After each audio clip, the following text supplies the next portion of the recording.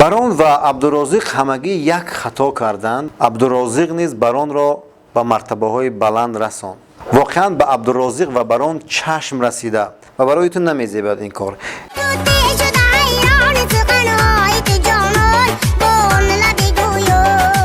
ва чанд иштибоҳи дигар дар ҳамин суруд дорем. ба умеди он ки барон ва абдурозиқ боз ҳам мисли додару бародар дар як ҷода қадам мениҳанд. хома ҳарчанд равад лек ба маънӣ нарасад.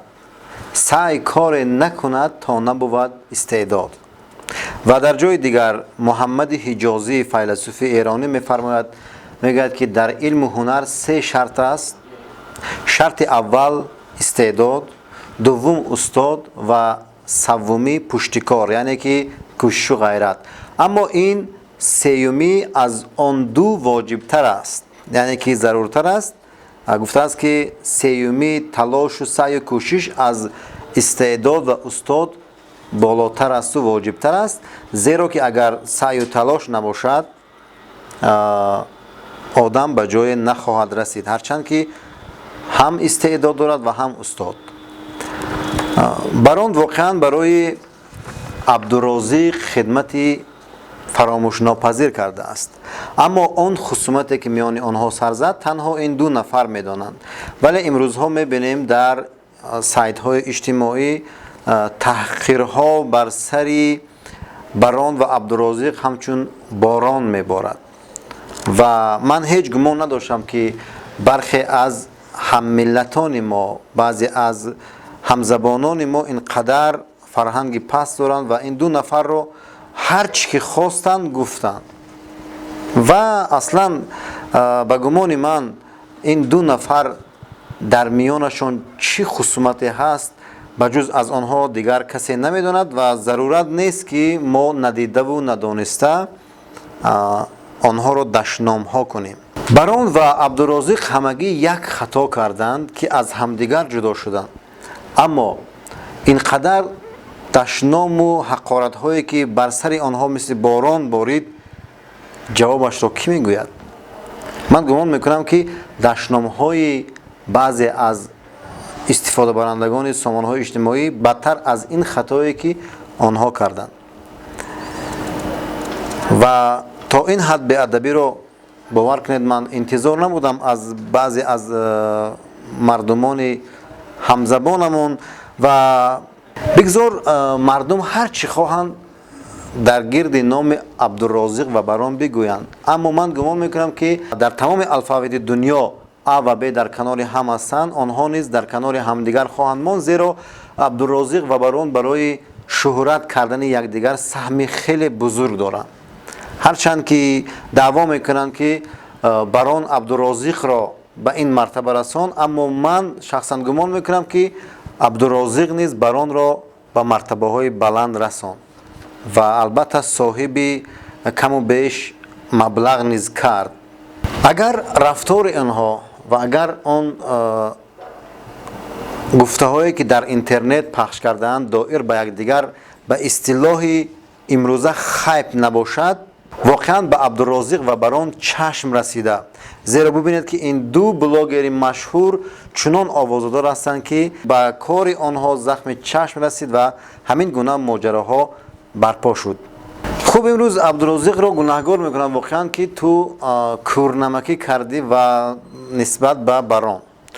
вале мо андеша мекунем ки қудрат, шӯҳрат, истеъдод ва молу мулкро танҳо худованд ва бандааш медиҳад бо яъне ки тариқи ягон бандаи дигараш, ки ин шояд абдурозиқ низ бо воситаи барон ба ин шӯҳрат расид. ва вале инҷо ҳикмате ҳаст ва инҷо амре аз ҷониби худованд аст ки ӯ тавонист ба ин мартаба бирасад ва танҳо барон як сабабе буд.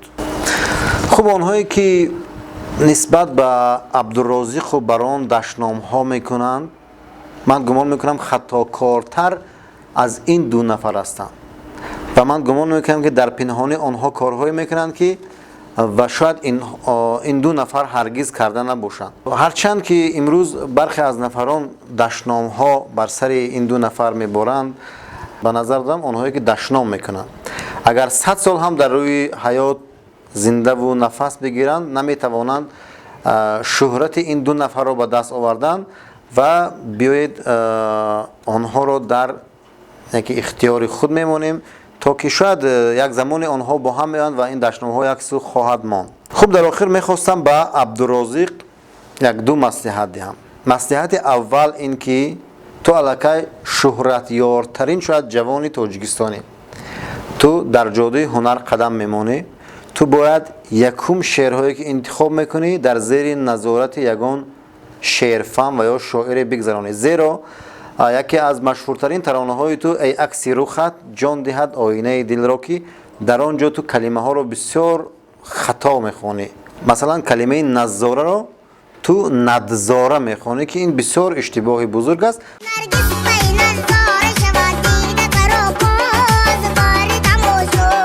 و برای تو نمیزیبد این کار. این چونین یک مثال دیگر توتی شده حیران سخنهای تو جانا تغرل چونین نوشته، اما توتی شده حیران سخنهای تو جانان میگویه که اینجا وزن خلالدار میشود.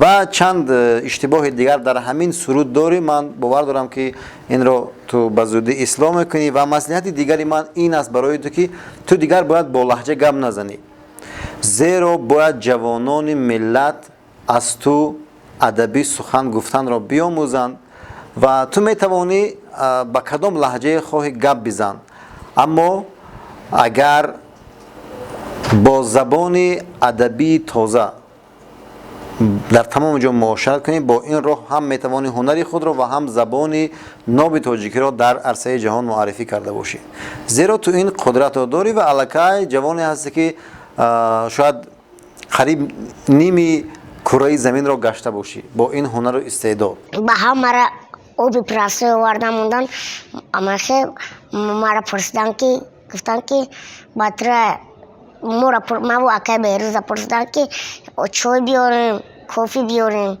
و ما گفتم گمنه شد رحمت. خب آخرین مصلحت من برایت این است که هر موفقیتی که به دست میاری باید یک بار تشکر به بران گویی، این چنین او را هرگز از خاطر خود فراموش نکن، زیرا او برای شهرتیار گردیدن تو سهم بزرگ دارد. من просто обидно شد که 3 سال ما مهنت کردم، نو реально وقتی کار کنیم شد که هم خیلی کار شد. با امید آن که بران و عبدالرازق باز هم مثل دادر و برادر در یک جاده قدم می نهند، در جاده هنر البته، با صحبت خود را به پایان می رسانیم. خیر.